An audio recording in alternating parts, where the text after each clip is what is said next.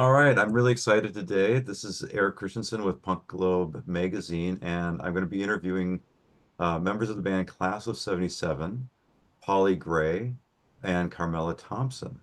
And just to give people a little background, Pauli also plays in the White Trash Debutantes. He plays guitar, played in the bands Candy from Strangers, The Lipsticks, The Stains, and Shot in the Dark. Carmela has also played with Short Dogs Grow, Camel Toe, Hellfire Choir, and the Meat Sluts. So welcome. Thanks for being here today. Thanks for having us.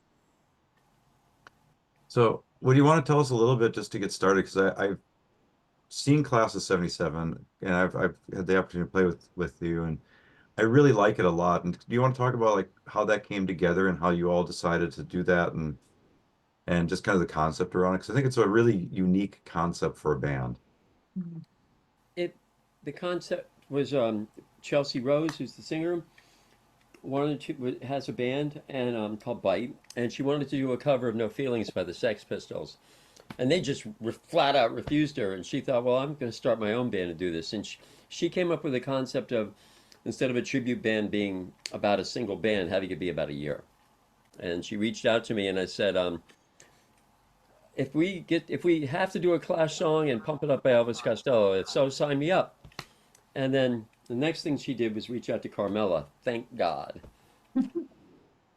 Yeah, Chelsea and I had been in a band together that was a tribute to the Plasmatics, and she took on the amazing job of being Wendy O. Williams. And so we had done that previously, and we had a really good experience. It was a lot of fun. We did 3 gigs, and then it was one of those things. It was sort of like we were done, and I was really happy when she reached out to me a little while after that and asked if I was interested in playing in another project with her. And I was like, yeah. So I didn't know Pauli before. And I didn't know Ian, the drummer, either. So I only knew Chelsea. So it was really fun to come into a new group and meet, some new amazing musicians. Nice. One of the things I enjoyed about when I saw Class of 77 is that it's a real mix of songs. It's not just punk rock songs. It's a really eclectic grouping. And it reminds me, years ago I heard a thing that Johnny Cash said is he said, I never do a cover song. I make a song, a Johnny Cash song. And I feel like Class of 77, you really add like your own touch to all the songs. So how do you decide like what songs to use and how to approach that? We bring them in. We have an overall approach though, which is like Ramon. We don't we do some Ramon songs too, not in the same night, but and those are like guitar, bass, drum songs. The rest of the songs are songs that have like guitar, bass, drums, and keyboard, and get another guitar, whatever. And so we do two things. The way I view it, one is that Ian comes from more of a metal background, and Carmela and I play we're pretty heavy also, so we make it more sonic. And for example, like a lot of those songs, if they have a keyboard, will have a keyboard synthesizer part that vibratos like like it does in Detroit 442, an early Blondie song we do. And I use feedback and a whammy bar for that. So what I try to do is use the guitar for textures to cover other instruments and make it not just yet another guitar, bass, drum band. And we're able to do that. And I'm able to experiment a bit like that because Ian is a really intense player. And Carmela is so solid that we can get away with that. Um, I want to say a side note. I don't mean for it to be a non sequitur, but I also want to, if we can, make this interview about the White Trash Debutantes. Oh, absolutely. Yeah. Okay, as long as that's on the radar. I don't think Ginger would be too upset if we did that. She So wouldn't be happy with me if we didn't. I've been in the White Trash Debutantes for 26 consecutive years, sort of as Ginger's right-hand guy, and I have the record for the longest tenure. We can get to that later, but I'm really excited for this. We're going to be doing, well, I can't announce it yet. It's not April 12th yet, but sometime in the future, we're going to be doing shows where we're opening for the Debutantes and another iconic punk band. So we're really psyched about that. But I just wanted to make sure to cover my bases right well, away. this won't be out before whatever that date is. April 12th? Yeah, so if you want to share it on here now, if that would be all right. Right. I don't think this will be out till about May 1st. Oh, cool. So I didn't mean to hijack this. I was just trying to cover my bases. Actually, my next stop on our journey was the White Trash Debutantes. Let's go. You know what? Let's wait and do things in an orderly Eric Core fashion and not a Pauli. Let's go over here fashion. It was almost like you read my mind though, because that actually was seriously, that was my next stop. Okay. Because I knew that there was going to be some touring coming on and I wanted to ask about that. All right. For class of 77, we have remarkable chemistry between the four of us. Carmela mentioned um, that, I didn't know Carmela and we didn't know Ian. And Chelsea and I have been playing together in the Debutantes for years and years and years. And I go way back with Chelsea, but it's amazing. Like when I met Carmela, both Ian and I were like, she's the best bass player ever. You know what I mean? Like we just had this look at her, she's embarrassed. But we said this to her face too. But when we get along so well, like I felt like I knew Carmela my whole life when I met her. And that's a really good feeling.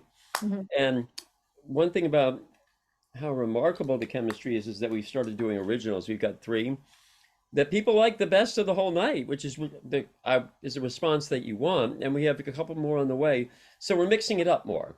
And we're going to see what happens in the future with this group of four people. Yeah, when we originally, kind of got together, everybody brought in a few ideas of songs they wanted to do, songs they liked from that year. And for the most part, we were all like, yeah, kind of on the same page. We are a democracy, so everybody kind of has to agree on to do it. And then usually we try it, see how it goes. Most of the stuff that we've, thrown at the wall is stuck. There's been one or two that we couldn't, didn't sound right. Polly has the, amazing ability to take these two guitar solo or two guitar player songs or a guitar and keyboard and be able to fuse that and play it. And so we're super lucky. And then Chelsea's got the range where she can, do a lot of these songs that I think a lot of people wouldn't be able to sing, because we're covering a lot of bands that are, male fronted or, singers. And so I think that really brings our own flavor and element to it that makes it interesting. Yeah, a lot of the vocals, Mhm. male rock vocals tend to be high-pitched male voices, somewhat, Mhm. oftentimes. And where Chelsea's voice is like between alto to soprano, basically. Mhm. So like high-pitched male voices when they're pushing the high end, that's right in Chelsea's power range. Mhm. So it works, you know what I mean? It works really well. And she can go up from there too, but it's really nice because it gives this really gutsy interpretation of songs as Yeah. well. And I got shot down on a song, but you know what? I didn't whine about it. I love these songs, every single one that we're Yeah. doing. And a bunch of them, a couple of them, two of them I haven't heard. And since I was a kid in New York when this stuff happened, I remember well and played CBGBs a lot, and did that whole thing. I've learned more about that music again, and it's really cool. Um, One thing that we're doing, which when we first came in, we were talking about stuff on like a break. I said, punk rock, old school, I don't want it to just be old school. Because a lot of younger people come up to me at the shows and they're like, I love that song. Who does that song? They've never heard this before. They've never heard the Dead Boys or the Damned, Right. And so I think it's kind of cool to turn on new people to this, where people of our generations kind of know them in a lot of cases, and I think that's really cool. And one of the reasons I love that, it changed my life hearing this music, seeing the Dead Boys at my first New York show, and I saw the Blondie did one show as the Blondies, and I went and seeing the Ramones, and there was a band called Television, which Yeah. everybody in New York, they owned it in Manhattan. The Ramones, everybody opened for Television, and so having been there in that scene and how it changed my life, I'm hoping that maybe it can do sets for some other people too. I watched the iHeartRadio Awards the other night because I couldn't sleep, and it really reminded me that music today is really shiny, in my opinion, and I think this is needed again like it was then. That was incredibly creative period. And I like when the thing you were talking about, just the diversity of sound in all those bands. Yeah, Mhm. yeah. And you know what? Because I was there and I was really young and I've never been too tough. You know, I have a big dog, but whatever. And I didn't then, you know. But like, it was before hardcore. And so, like, the metal kids would come in and mess with us. And, like, David Byrne said, this music in '77, he said, this music is for artists and outcasts. And I really identified with that. And a lot of us did, like outcasts and nerds were included, you know what I mean? And so I remember fighting with the metal kids, you know, which we'd lose, but we'd fight back. And it was before hardcore. So being that I have been playing rock and roll since I was a really little kid, poorly for a long time, you know, I spent a year with my first electric guitar when I was 11, just discovering I could make really loud noises. I didn't even learn any chords. I just made noise angrily. But it still was rock and roll. It has elements of rock and roll and pop. You know, Mhm. pure pop for now people is brilliant pop music. And so one of the reasons I wanted to do an Elvis Costello song was because of that, you know. Yeah, it was an epically creative time period. Now, Mhm. Carmelo, did you grow up out here or did you grow up in a different scene? Yeah, I'm a native San Franciscan, so I've been here all my life. And in 1977, I was pretty young, but Oh, I was a huge Bay City Rollers fan. I remember them, yeah. Yeah, so I went from the Bay City Rollers probably in 1977 to like the Sex Pistols in 1980. So a very quick, transition from that yeah. to that music. So I was definitely, on the West Coast, but um, all of that, rang true. And then, of course, I got more involved into the San Francisco scene at a really young age, being into the Dead Kennedys and Flipper. I saw one of the first Flipper shows in 1980. I was about 13 or 14. And that was the greatest. I mean, you had the Dicks, Yeah, yeah. so many great bands. Yeah, great time music. I was too young to go to a lot of stuff, but I snuck out a few times. Cool. And San Francisco had a lot of really cool, just underground clubs all over the city back in the day. Yeah, we had the Tool and Die, we had, and the Mab, of course, but there was a lot of underground stuff. The South of Market Cultural Center is where I saw Public Image. So we were, I was able to get into some of those because they didn't have a age limit. Cool. Hmm. Um, are there any songs that you haven't done with the band that you're really intrigued by, or have you like pulled in things that somebody just like, I've never heard that, but that's amazing? There's songs that we all still want to do. We just a little bit time challenged right now to to do it, but trying to think if there's any songs that I The didn't cheaty know. one. Which one? The cheat one. The cheat one? We're gonna do I'm the Man by Joe Oh, Jackson. yeah, no, I mean we're gonna do that. Yeah. We just haven't And we haven't fleshed it out completely. I'm just trying to think. I didn't know the Blondie song, which is kind of weird. Um, Detroit 442. yeah, at least I didn't recognize it when we first did it. And I was like, wow, I mean, it's probably the Hanging on the Telephone, I have to say, is my favorite Blondie song. And that was when I was angling for until I think, I don't know if it was you, Pauli, or Chelsea It was like, was oh, Chelsea. Chelsea, yeah. I was like, I want to do this one. And I listened to it and I was like, whoa, this is off the hook. Yeah, we got to do it. It's Um, much more our style. I wanted to do one way or another because I figured we could like give it a oh, little that's more that's heaviness. where And I shot you down. yeah, I was like, Oh, Carmela. no, brutal. that's And the I got Blondie this thing song. with Carmela. You got to talk to Carmela before the interview. So Carmela's really smart. And sometimes, like, I have too many ideas, and combined with the fact that I think I'm funny, it's awful. So sometimes Carmela will go, nope, and I'll go, okay. It's a great relationship, you know. But as soon as we both heard Detroit 442, which is much harder rocking than these other songs, we were Mhm, like, oh, that's us. mhm. That's great. Let me let me, now I actually do want to pull you back to the White Trash Debutantes, Polly. So this is your moment. We're here. I know that there's a tour coming up, and I'm excited. I know they're going to be doing some shows in the Bay Area, and like you're going to be doing it in class. I didn't realize Class of '77 was going to be part of the shows. Is there anything else you can tell us about the shows? Well, um, since this won't be aired till May 1st, I can tell you. It's a kind of iconic. One thing I want to say first, the first band I saw when I moved to San Francisco was the White Trash Debutantes. Nice. Not that, I mean, the first real band. I had been to Right. clubs and seen some cover bands, and I was like, what the fuck? This is San Francisco. The first I remember seeing Green on Red and the Dead Kennedys on their first tour, and that's what I was looking for in San Francisco. And I saw these bands doing like 8675309 and stuff like that. And I was like, this is horrible. But then I saw the White Trash Debutantes.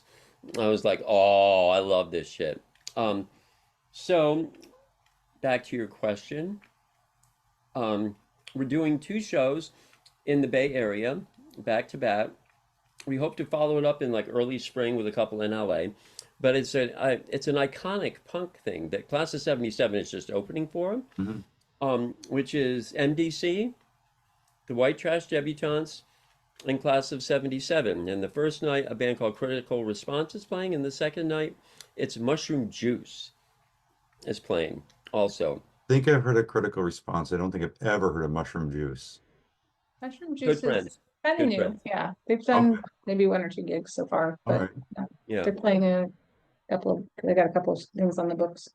yeah. Nice. We And actually, so they're back-to-back shows, Friday night at the Ivy Room and Saturday night, Bottom of the Hill. and for people who don't know already, those are two of the best, sound-wise, two of the best venues in the Bay Area to see a band. Great stages, great sound systems. That should be a Mhm. lot of fun. There's going to be great nights. And Ginger and Dave Dichter from MDC go way back and really wanted to do this. So I've been pushing hard um, to bring in other people and get this done. And it's done. And I'm really excited for it. And then we're hoping in the spring to do a two-nighter in LA Yeah. or around there. So, but first things first, because the White Trash Debs haven't played since before COVID. And those shows were in LA. And we haven't played the Bay Area in a while or at all in a while. So I've been in the White Trash Debutantes for 26 years, and I put the bands together. And I had two drummers do most of it, and both of them were really good friends of mine and great drummers. And I said, "Hey, buddy, um, come do one show with me as a favor. Come on, man."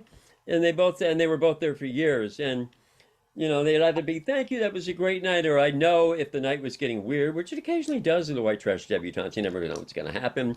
I'd look back and they'd be looking at me going, one fucking show, you know. But they didn't say that at the Warfield or the Great American Music Hall. We've had some Right. great shows. So I put different lineups together. This time, we did a tour of Canada and made some longtime friends there with people that play in the band that have come down to the US for shows, and they're going to be coming down for these shows.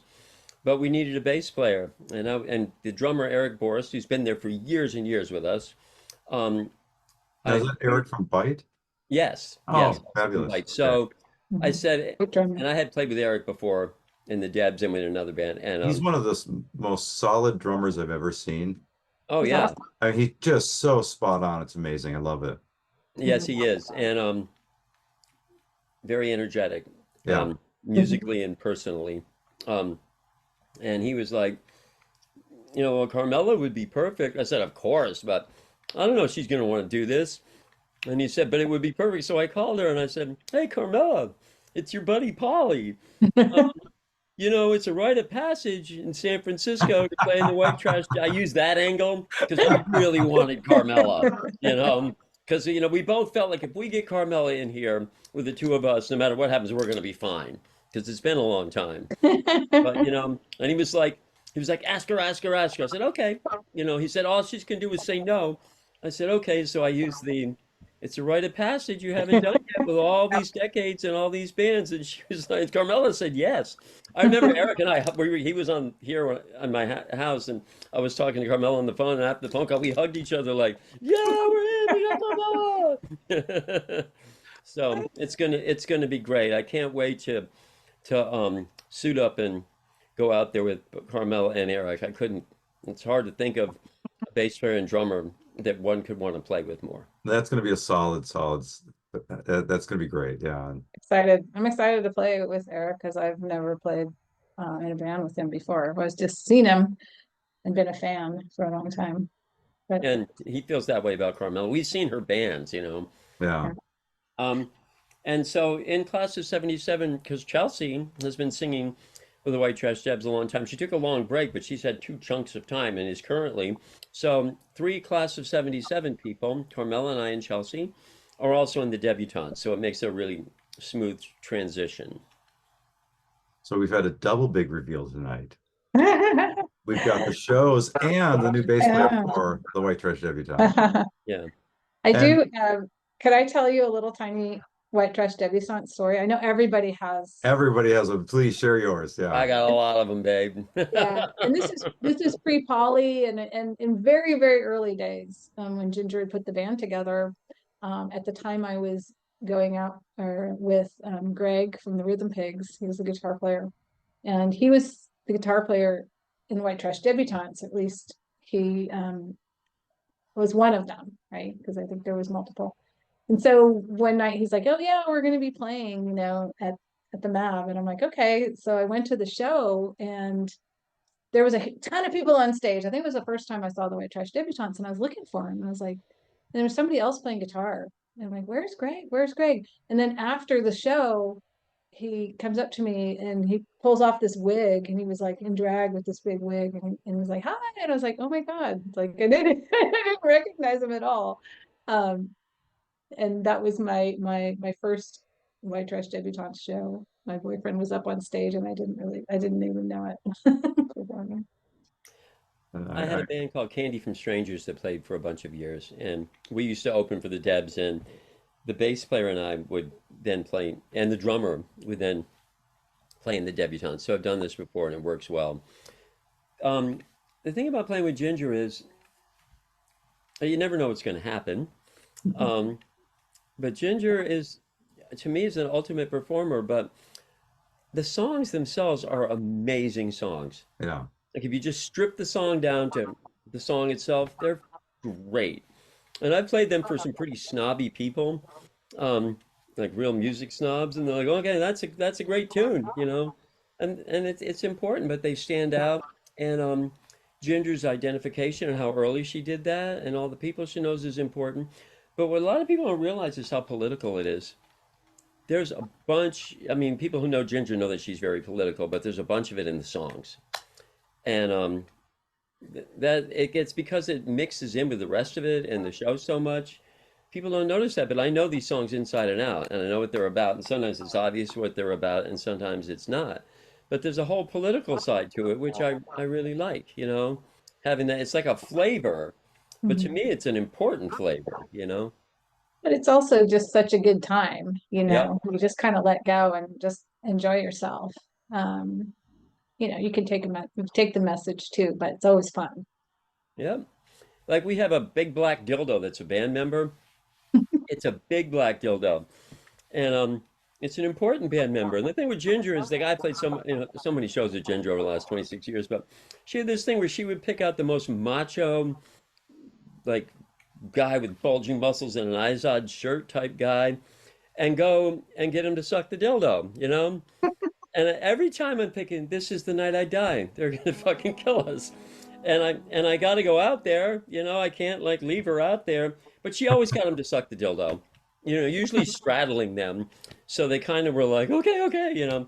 But it always worked. But when we played the Warfield with Faith No More, the dildo went missing. And they Oh. placed these ads like milk carton ads for missing children, only with a dildo. And and it worked. This guy, very straight guy, returned the dildo a week later, saying he didn't know he had it. You know, which Ginger was like, ha ha ha! I didn't know he had it, ha! But we got the dildo back, so that's a mis.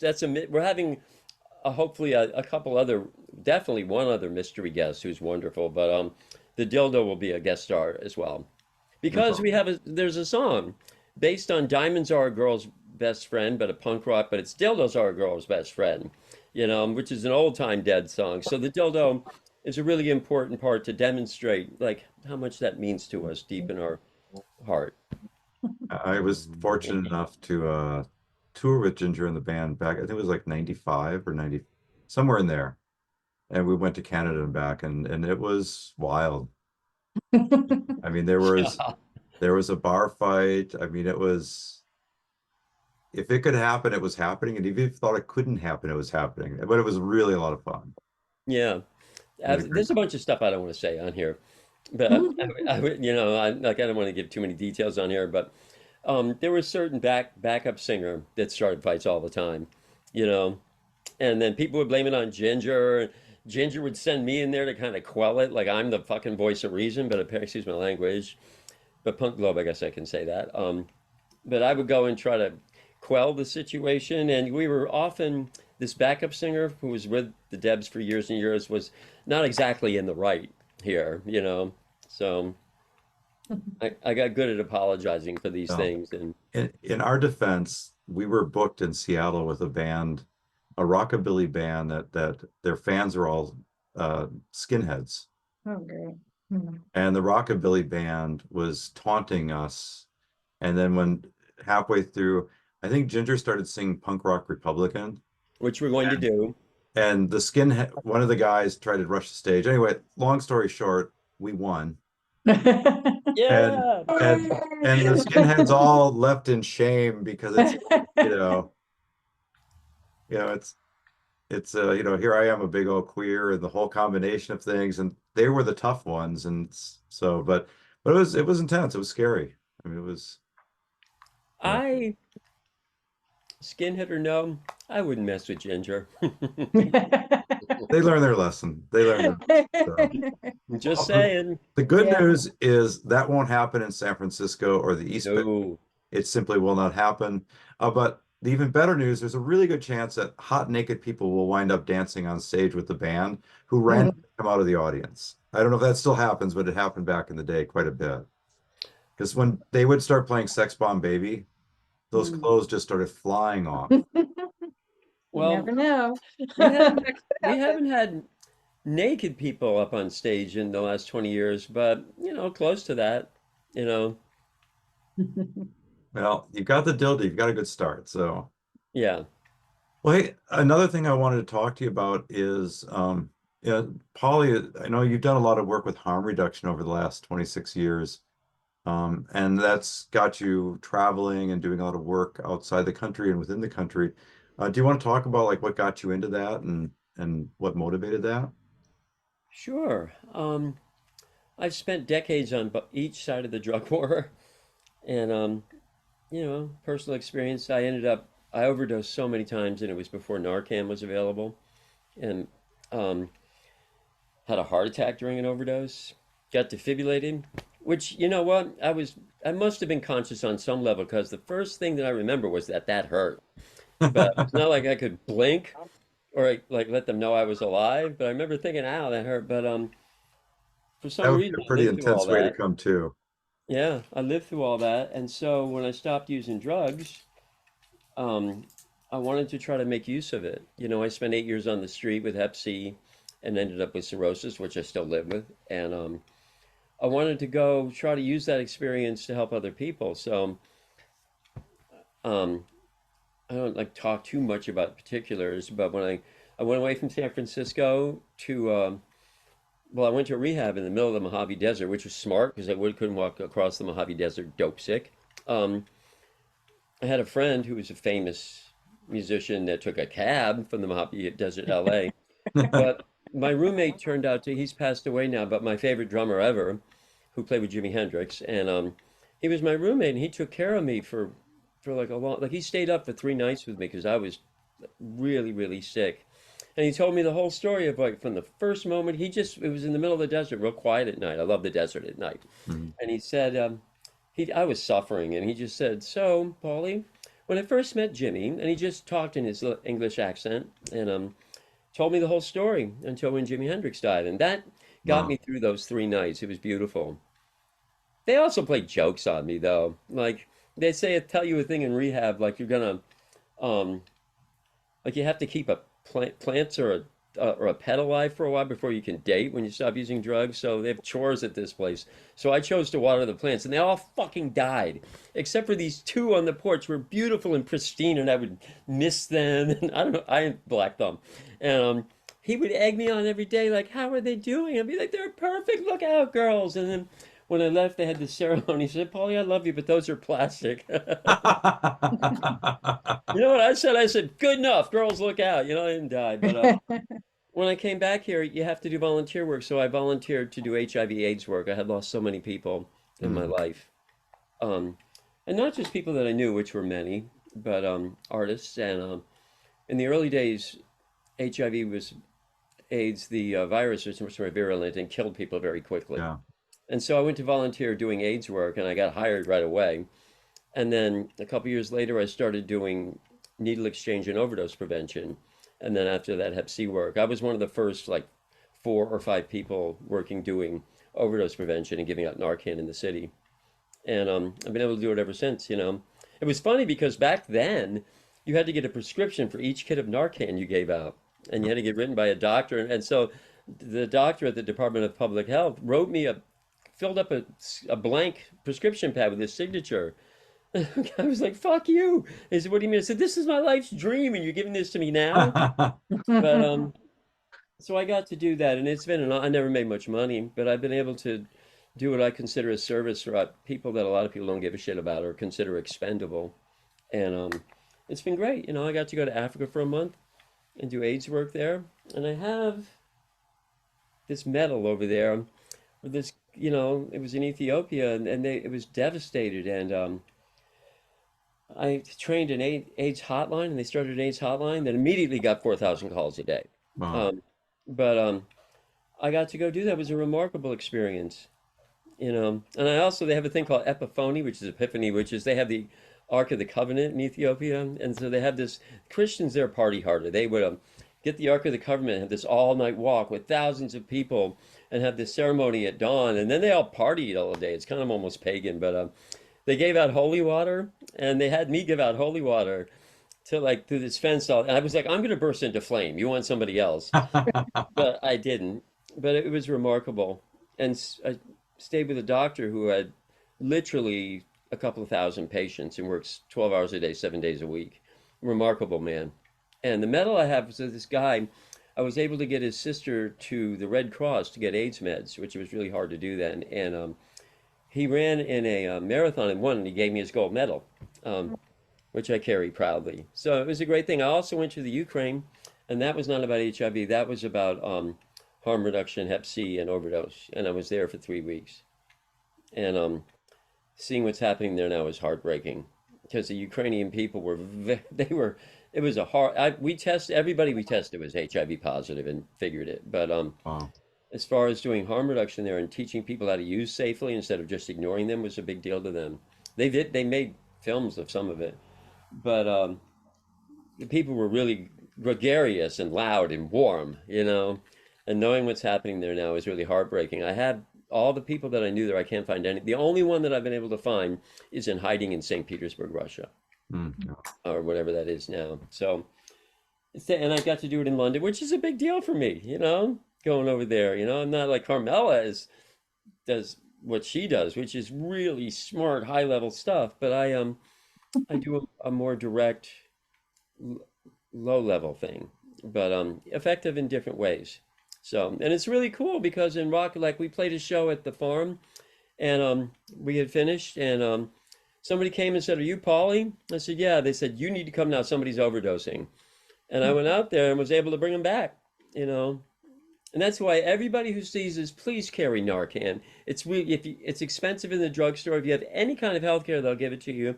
Syringe access programs, because it's not about whether you use drugs or not. It's about being willing to save somebody else. It's actually easy now. It just takes the willingness to have Narcan. And, you know, everybody, I saved 14 people who were dead. I mean, their lips were blue. They weren't breathing. They were cold.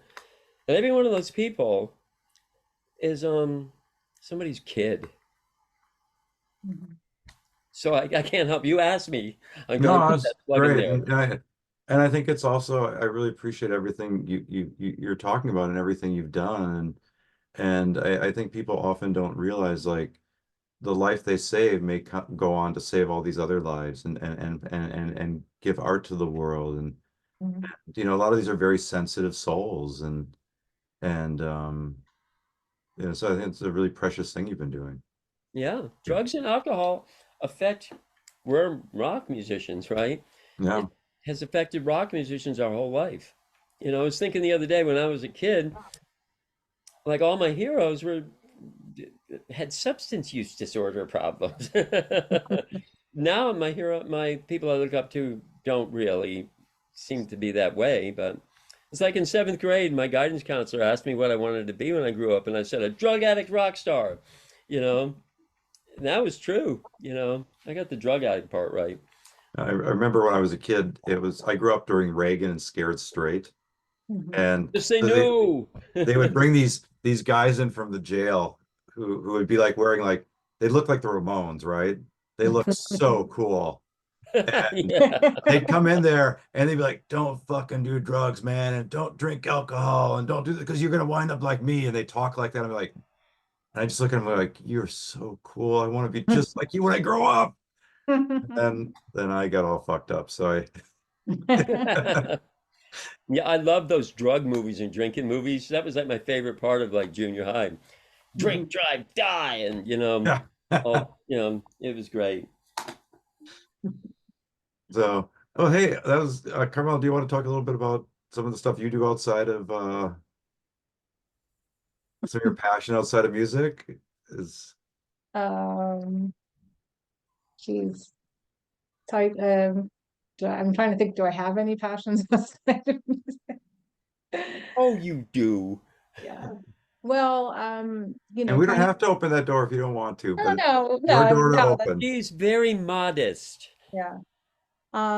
Yeah, well, I guess it's been 10 years, 11 years. Now I started my own business and I do counseling, for people, mostly people who have genetic diseases. But one area that I thought there wasn't really a lot of, resources for were people with psychiatric conditions. And so I started doing counseling, genetic counseling for people with psychiatric conditions. And it's kind of tough because there's not a lot of genetic options, but there is a strong genetic component to psychiatric conditions. And so it's a good resource for people who have family members or thinking about having kids, a place for them to be able to ask those questions. Can I test for this?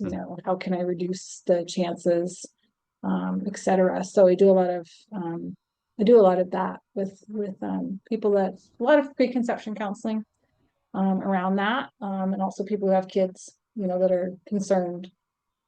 So that's a little piece of my business that I do, but it's a sliding scale, and that's more just personal interest. And I was at the San Francisco Suicide Prevention for a number of years as well, working there. So that's where I kind of started my kind of introduction into the counseling space and working with people with these conditions that I really felt were very underserved community, in that sense. So that's kind of my outside of music passion. That's super cool. Carmela Thank you. also did martial arts for years. Mhm. She was a bike messenger back in the Short Dogs Grow days, right?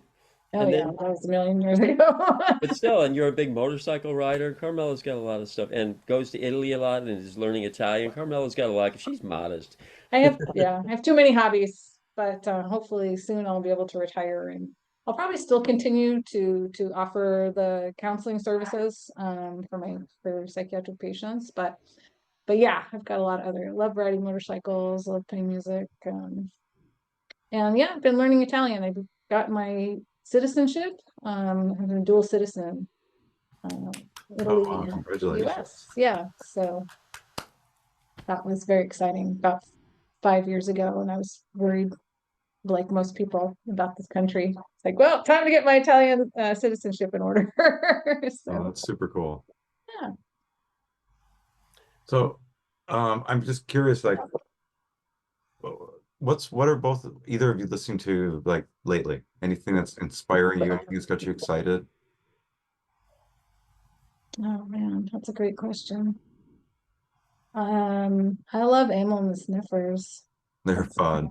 the little thing that I kind of revert to when I'm trying to think of what am I listening to most recently. Um, mm, a lot of local bands. Anybody you want to give a shout out to? I love Party Force. Those guys are great. Um, who else? Pauli, there's so many great bands. Yeah, Freak Accident is great. Yeah. Yeah. Yeah. Anything that Ralph and Austin And the do. Vaccines are great. You know, Vaccines are we awesome. got to do some shows with them. I love Lost Puppy. Lost Puppy Yeah, Forever. boom. They had to add they had to add the Forever, but Lost Puppy Forever, if you get a chance to see them, they are unique. All right, They're I've never seen them. I'll have to check that out. awesome. Yeah, they're playing, they've got a few gigs coming up. They're super fun. You just want to have a good time.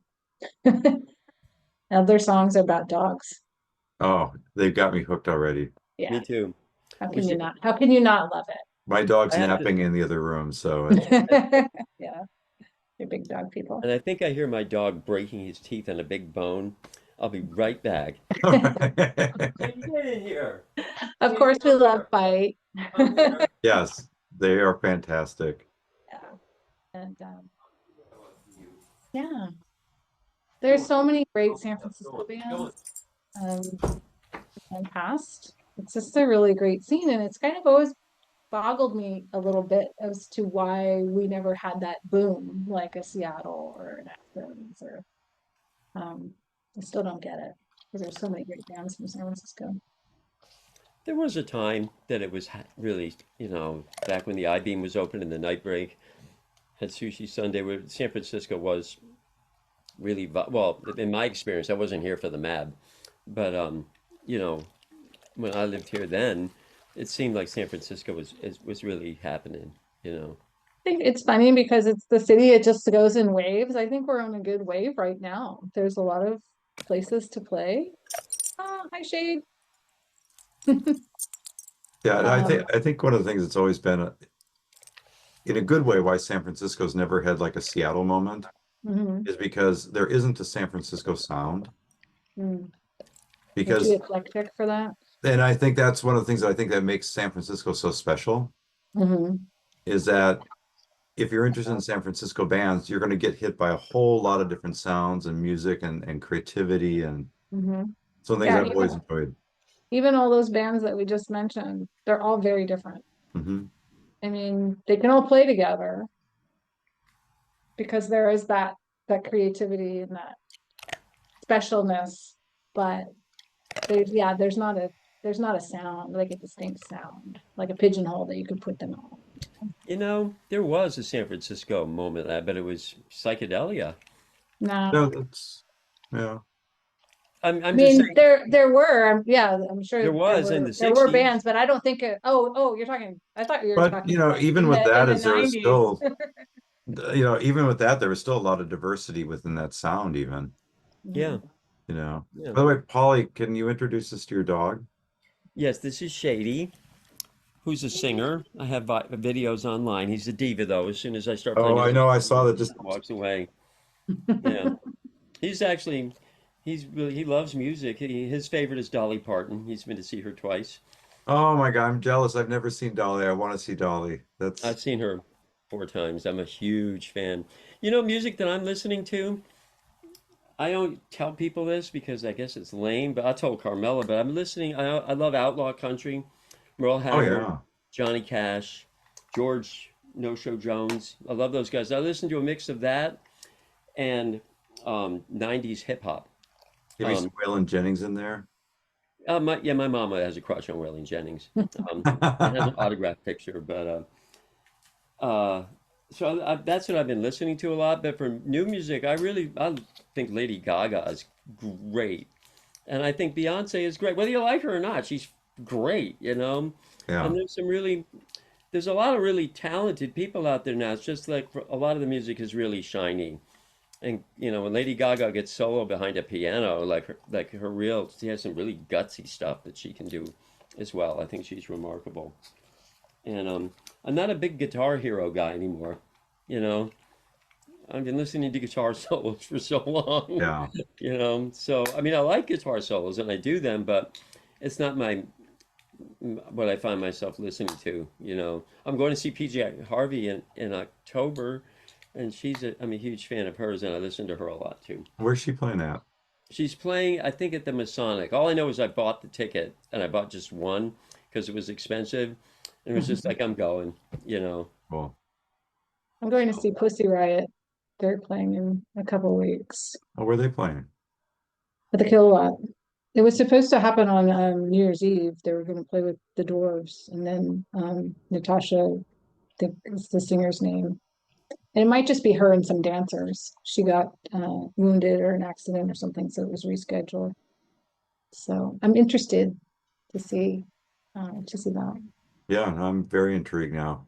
I Uh, do love I mean as much as I love just like out and out, rock and roll and woo, I like the political stuff too. I mean, like I guess it's the minor threat in my heart. Yeah.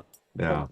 And I'm going to punk rock bowling. I'm excited about that, but there's actually going to be two shows that's mostly San Francisco bands.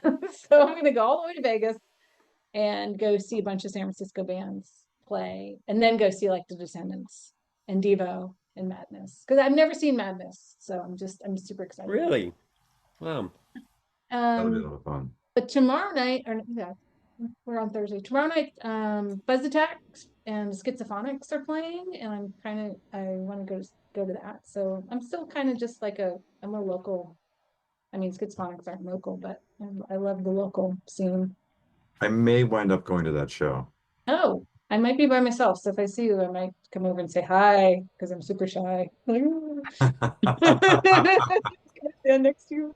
I'm sure it'll be I'll be the other wallflower, so it's good. We can hold up the wall together.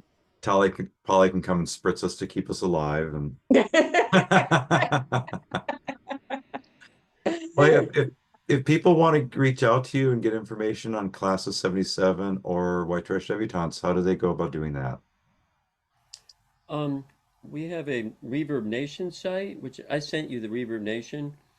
It's reverbnation.com/class of 77, Mhm.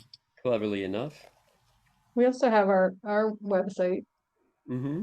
class of Class of 77 sf.com. SF. Yeah. Okay. Is there an Instagram or Facebook that they can follow? We have those accounts too. And are Um, they just under Class of 77 or? hmm I think, right, Carmela? I'm not responsible for those, but you could probably find us, and if you did class of 77 SF or something like that. It says, I'm not the social media expert. it just says class of 77, but it has an apostrophe before the 77. Oh, there you go. Yeah. What's unfortunate that there's so many high schools that have a class of 77, so it's sometimes hard to find us if you're just searching under class of 77. Yeah. No, and if people can't find you there, they can probably reach you through the White Trash Debutantes. So either way, they can get a hold of you. Yeah. Ginger knows where to find me. Well, hey, thank you both very much. This has been great. Thank you, Carmela, Polly, and I forgot, Polly, I forgot Shady. your dog's name. His name is Shade. Shade, yes, and thank you, Shade. Yeah, he's a diva. He's a good boy, though. Well, thank you, Just gotta Eric. It thank was really you letter fun from my chatting with you. neighbors because he keeps our whole building safe. And they were saying, we have a secure residence because of Shade. Thank you. I sent it to the landlord. Well, again, thanks, Carmela, thanks, Polly, thanks, Shade, and Thank I you, look Eric. forward to Great seeing to you at some talk to upcoming you. shows. All All right, you have right. a great night. Bye-bye. Bye, Bye. y'all.